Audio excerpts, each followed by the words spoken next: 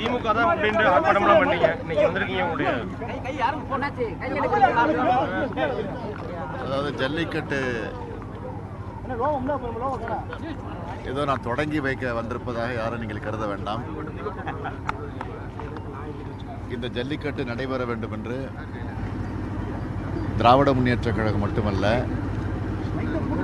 பல்வேறு இயக்கங்கள், பல்வேறு அமைப்புகள், குறிப்பாக தமிழகத்தில் இருக்கக்கூடிய இளைஞர்கள், மாணவர்கள், ஒட்டுமொத்த தமிழக மக்கள் ஒருங்கிணைந்து ஒரு மிகப்பெரிய போராட்டத்தை தமிழகத்தில் நடத்திய காரணத்தால் இன்றைக்கு ஜல்லிக்கட்டு நடைபெற வேண்டிய ஒரு சூழ்நிலை வந்திருக்கிறது. ஆகவே இந்த ஜல்லிக்கட்டு அலங்காநல்லூர் நடைபெறக்கூடிய இந்த நிகழ்ச்சிகளை நான் கலந்து கொள்வதன் மூலமாக தெரிவித்துக் கொள்ள விரும்புவது, இந்த ஜல்லிக்கட்டு நடைபெறுவதற்கு துணை நின்ற இளைஞர்களுக்கு, மாணவர்களுக்கு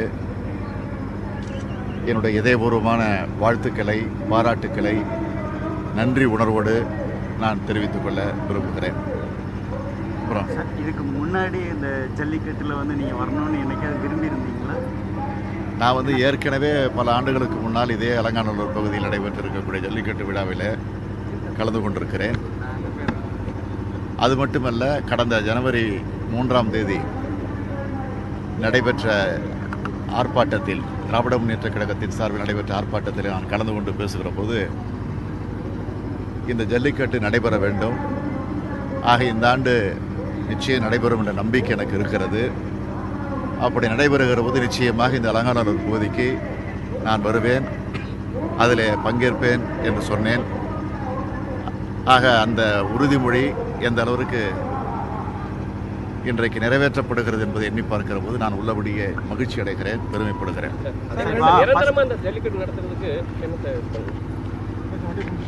அதாவது இது நிரந்தரமாக நடைபெறும் என்ற ஒரு சூழ்நிலை இன்னும் அந்த முடிவுக்கு வராத நிலை இருந்து கொண்டிருக்கிறது. காரணம், உச்சநீதிமன்றத்திலே இதனுடைய வழக்கு நிலுவையில் இருக்கிறது. எனவே அதுவும் சரி செய்யப்பட்டு இது நிரந்தரமாக நடத்தப்படக்கூடிய ஒரு சூழ்நிலை உருவாக வேண்டும். அதற்கு நிச்சயமாக திராவிட முன்னேற்றக் கழகம் என்றைக்கும் துணை நிற்கும்.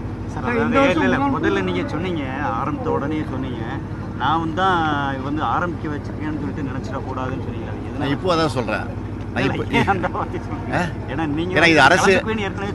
இது அரசியல் ரீதியாக நான் பார்க்கல. நான் அரசியல்வாதியாக வரல, அரசியல் பண்ணுறதுக்காக வரல. தமிழர்களுடைய இளைஞர்கள், மாணவர்கள் எந்த உணர்வோடு இது நடைபெற வேண்டும் என்று நினைக்கிறார்களோ அந்த எண்ணத்தோடு தான். இன்னும் சொல்கிறேன், அன்றைக்கி பேசும்போது கூட சொன்னேன், இது அதிமுகவுக்கு திமுகவுக்கு நடக்கக்கூடிய ஜல்லிக்கட்டு அல்ல.